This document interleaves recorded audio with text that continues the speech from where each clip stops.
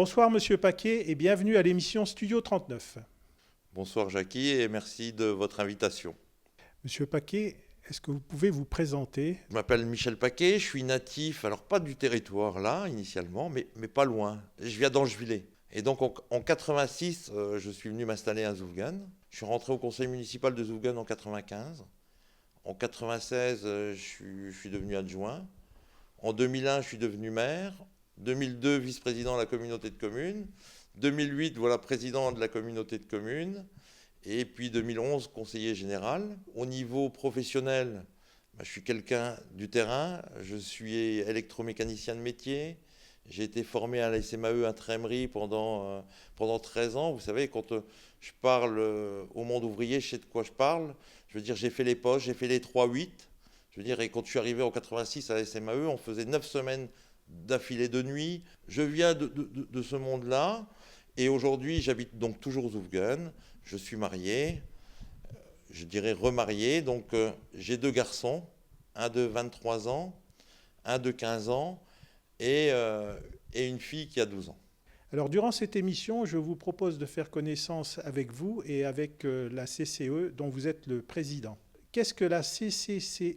Bien sûr, la CCCE, c'est Communauté de communes de Cattenom et environ.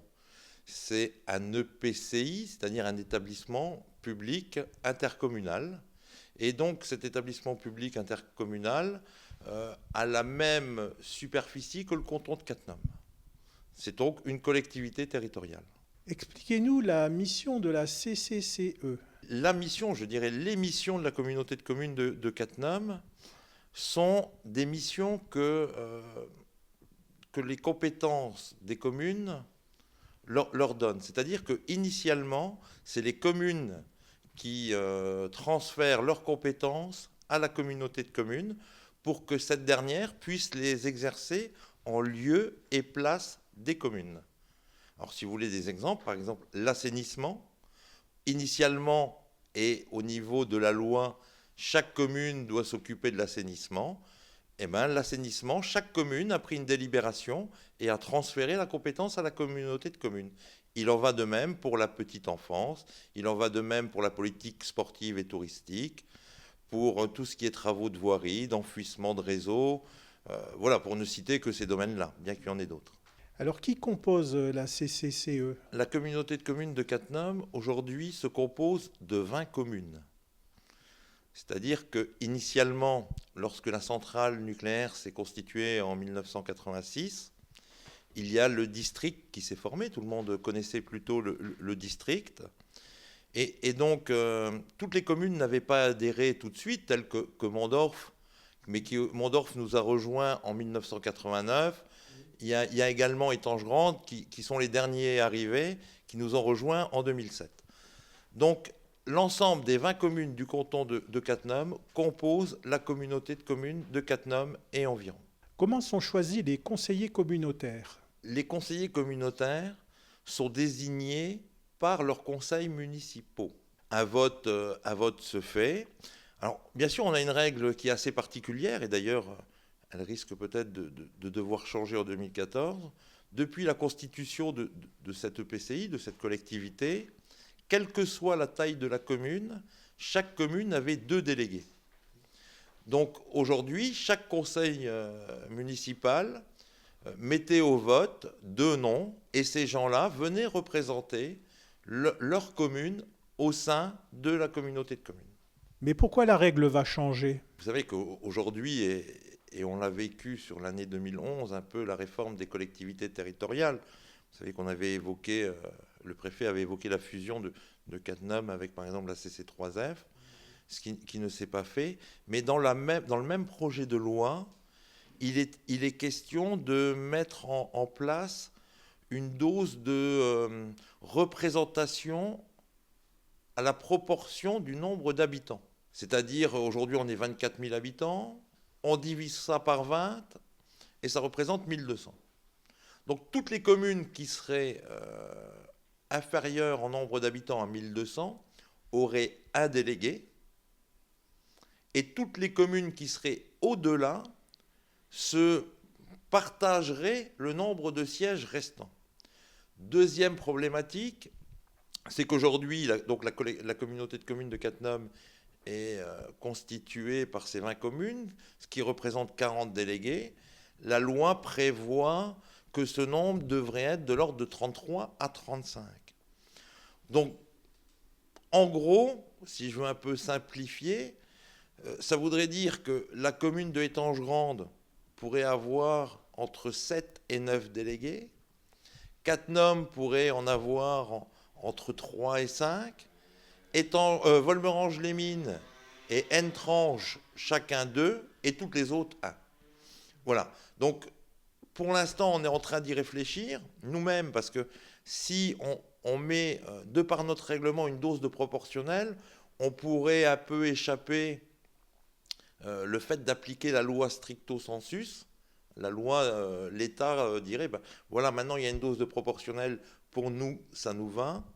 Et puis la deuxième chose, c'est que la loi est quelque part pas encore arrêtée dans ce domaine-là. Sûrement qu'après les élections de la présidentielle et des législatives de l'année 2012, les choses vont soit évoluer dans ce sens, soit complètement disparaître. Est-ce qu'on peut parler d'une super commune ? Aujourd'hui, la communauté de communes n'est pas, à franchement parler, une super commune. Et pour moi, d'ailleurs, c'est ce que je vous disais la question précédente, c'est que la communauté de communes ne peut fonctionner que par les compétences que les communes lui transfèrent. C'est-à-dire que c'est quand même aujourd'hui les communes qui avaient au départ la loi pour elles, les obligations à faire. Et donc, pour moi, je dirais que la communauté de communes n'est que l'émanation de la volonté des élus de chaque commune. C'est-à-dire que c'est un outil qui permet, et c'est important pour nos concitoyens, qui permet de faire des économies d'échelle sur des consultations, étant donné que lorsqu'on consulte pour 20 communes, lorsqu'on fait des travaux à une plus grande échelle, on arrive à baisser les coûts. Donc pour moi, la communauté de communes est l'outil des 20 communes. Alors l'année dernière, nous avions invité M. Hens, maire d'Étanges-Grande, qui nous a présenté donc l'Agenda 21. Qu'en est-il de ce concept ? Il s'est passé des réunions publiques où on a ouvert ces réunions à la population du territoire. Ces réunions se sont tenues dans différents villages du territoire et les gens sont venus apporter leur pierre à l'édifice de cette politique environnementale. Donc de là va découler un ensemble d'actions. Donc ces actions vont être encore travaillées en commission, mais elles sont plus ou moins arrêtées. On attend là aussi maintenant ces gens qu'on a associés dans le cadre des réunions publiques. Nous allons continuer de les associer pour bloquer les actions, les valider. De la même manière, dans le cadre de cet agenda 21, nous avons lancé l'année dernière une grande étude en matière de thermographie. Alors, cette étude va être rendue à chaque habitant du territoire. Et elle va être rendue dans le cadre d'un forum pour l'environnement qui va se tenir le dernier week-end de février dans le gymnase de la communauté de communes à Cannes-Fun. Donc là, chaque habitant du territoire pourra venir. Il va y avoir des ordinateurs à leur disposition. Chacun pourra aller voir un peu comment leur maison est isolée, éventuellement quelles sont les modifications à apporter. Et nous allons aussi associer des entreprises, des entreprises qui, du territoire, vont pouvoir éventuellement tout de suite répondre. Aujourd'hui, vous savez que le double vitrage n'est plus d'actualité, qu'on en est déjà au triple vitrage, qu'en matière d'isolation, ce qu'on appelle le BA13 avec derrière 10 cm ou 5 cm de polystyrène, aussi ça a évolué. Je veux dire, certains font du chanvre. Voilà, donc on va essayer dans ce forum de l'environnement de présenter alors non seulement le rendu de l'étude thermographique, mais aussi d'avoir des entreprises qui seront aux côtés des habitants du territoire pour que ces gens puissent prendre tout de suite contact et avoir une idée du coût des modifications à faire et à mettre en œuvre. Quels sont les dossiers les plus marquants en cours d'élaboration à la communauté de communes? Vous savez, la communauté de communes, et quand on a un budget de 52 millions d'euros, vous imaginez bien que des dossiers, il y en a beaucoup en cours. Alors, moi, je vais peut-être vous en citer quand même quelques-uns.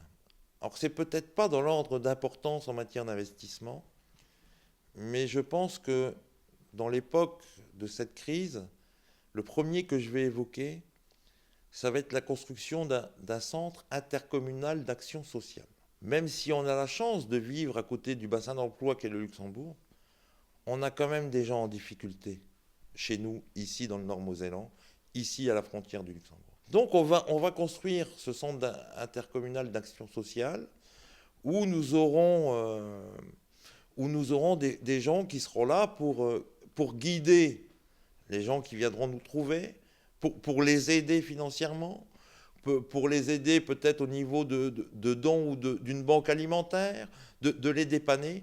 Je crois que c'était vraiment, pour moi, c'était une priorité. Et je suis vraiment ravi que Viviane Winterhart, qui est la vice-présidente en charge du dossier là, l'a porté durant toute l'année 2011. Donc on devrait voir en 2012 la première pierre de ce bâtiment-là qui sera posée. Ensuite, je veux dire, on a quelques dossiers d'assainissement. Vous savez, on a lancé là des dossiers d'assainissement de l'ordre de 19 millions d'euros. Je veux dire, où on va assainir quand même les communes de Hagen, Évrange, Basse-Renchen, Putlange, Bayronne, Gandrun. Donc c'est un ensemble de programmes qui représentent 19 millions. Alors ensuite, la communauté de communes sera quasiment assainie, sauf la commune de Canfen, qui, elle, sera rattachée à une station d'épuration dans le cadre de la zone artisanale de Canfen et de l'aménagement et le fait de terminer la zone de Étangerande. Voilà. Donc là, il y aura et ça sera un de nos derniers programmes en la matière. Il y a le programme, et vous en avez sûrement entendu parler, de valorisation et de restauration du site de Runmac, qui doit être le fer de lance d'une politique touristique. Donc là aussi, au niveau du programme de restauration et de valorisation, les deux confondus, on parle de 21 millions d'euros, étalés sur 7 ans. Et puis le dernier gros dossier budgétivore, c'est bien sûr l'enfouissement de réseau. Donc là, j'ai souhaité, parce que vous savez, on a évoqué les réformes des collectivités territoriales, on ne sait pas vraiment ce qui va se passer en 2014. Donc j'ai souhaité qu'on accélère le processus d'enfouissement des réseaux. Et donc on a fait le pari qu'en 2014, sur les voiries d'intérêt communautaire, l'ensemble des réseaux sera enfoui. Ça représente 9 millions d'euros. Et bien sûr, une fois que les réseaux seront enfouis, que l'assainissement est posé, nous avons un programme qui va s'étaler sur 15 ans pour terminer l'ensemble des voiries d'intérêt communautaire. Et Cattenom a bien vu le résultat, la rue des Châteaux qui passe devant la mairie. Je pense que d'autres communes comme Canfen ont vu les aménagements, à Rodemack, à Évrange. Donc on est dans la qualité, on travaille avec un architecte paysagiste. Ce qui est important aussi, c'est que des collectivités comme les nôtres, et si vous me permettez un peu d'humour, qui n'avons pas 3A, mais qui avons 5A, et qui nous les conserverons, quoi qu'il arrive, au moins pour un certain nombre d'années, que nous investissions. Parce que quand on investit, eh ben c'est des entreprises qui viennent. Et les entreprises, c'est des gens qui travaillent. Et donc, si des collectivités comme nous ne jouons pas ce jeu de l'emploi, aujourd'hui, plus personne va le jouer. Donc pour moi, c'est à la fois des aménagements, c'est des gros dossiers, mais c'est aussi une réponse à la crise. Et je crois que Cattenom est dans son rôle quand nous investissons sur le territoire et que nous faisons travailler les gens et les entreprises. Alors il y a la CCCE, l'Arc Mosellan, le C3F, Thionville Porte de France, Est-ce qu'à terme, tous ces regroupements de communes ne vont pas s'associer pour des projets plus importants? Je ne pense pas et je ne souhaite pas que ce regroupement ait lieu comme ça d'un coup. Pour moi, à un moment donné, forcément, on va devoir évoluer. Mais pour qu'on puisse évoluer, il va falloir plusieurs étapes. Je pense que de toute manière, la communauté de communes de Cattenom, même si tout doucement on s'urbanise, qu'on est le canton de Moselle qui a eu la plus grosse poussée démographique, on doit rester un canton rural, un canton vert. On ne doit pas ouvrir à l'urbanisation à tout va.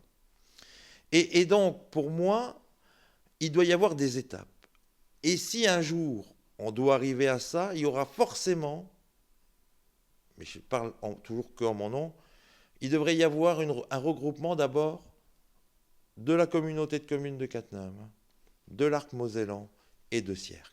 Ça doit être, pour moi, le premier passage obligé avant d'être noyé dans une masse qui représente 240 000 habitants. Alors par contre, ce qu'on a mis aussi, et c'est bien pour répondre à votre question, c'est qu'aujourd'hui on a constitué le G6, c'est-à-dire une réunion des 6 présidents de ces 6 collectivités. Et on travaille sur des projets qu'on considère d'intérêt pour le Nord mosellan. Je vais vous donner 3 exemples, pas plus, parce qu'on pourrait en citer des dizaines. Je vais vous en donner 3.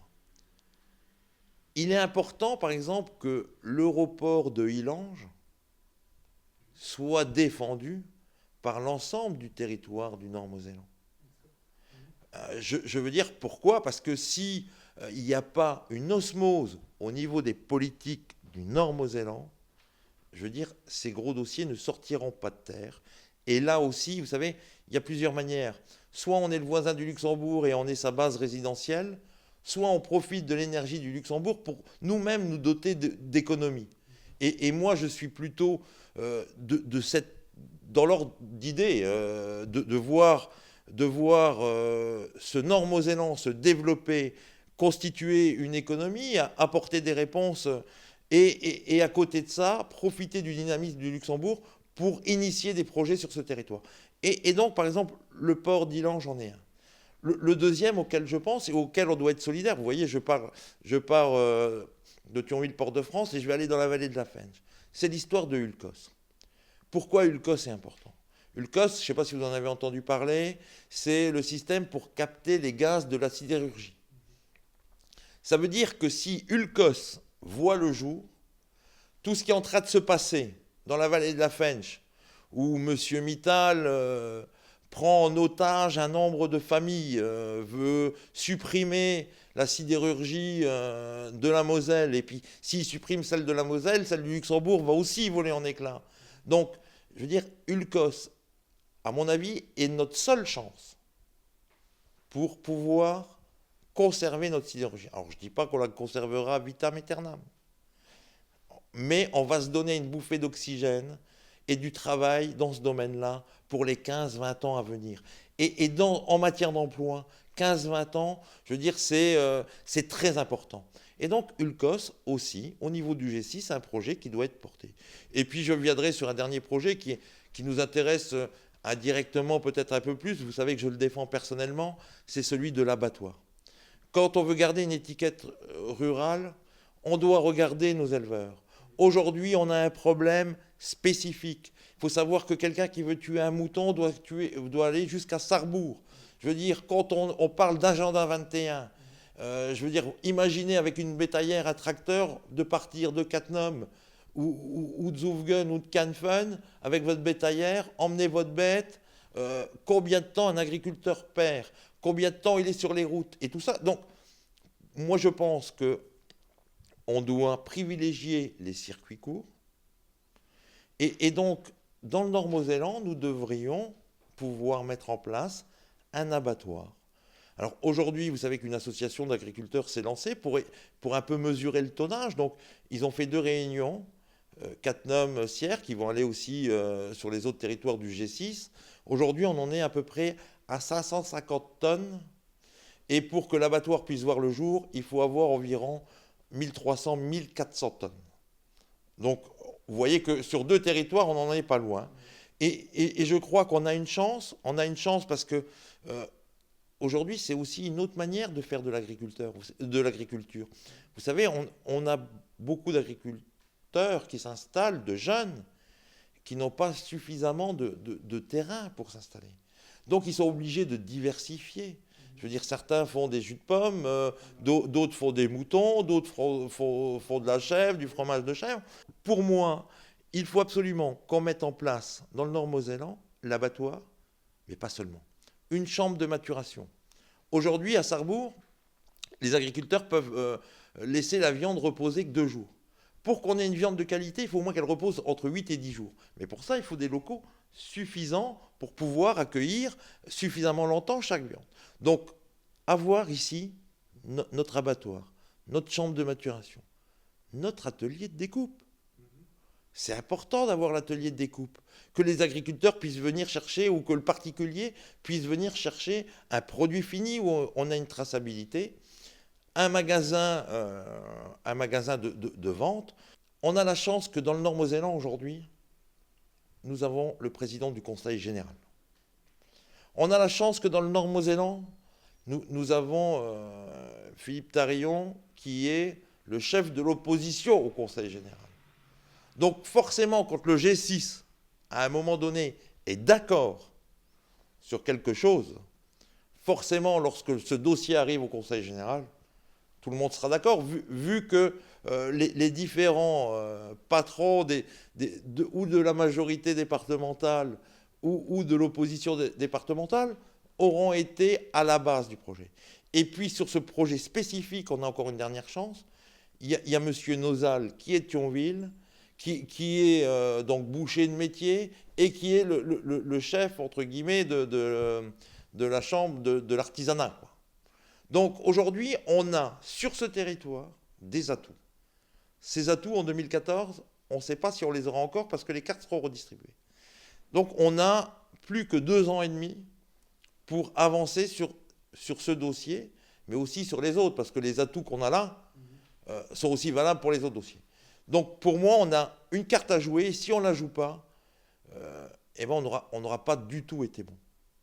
Voilà, donc voilà 3 projets qui sont en réflexion au G6 parmi d'autres, mais qui pour moi méritaient éventuellement d'être un peu expliqués devant vos caméras ce soir.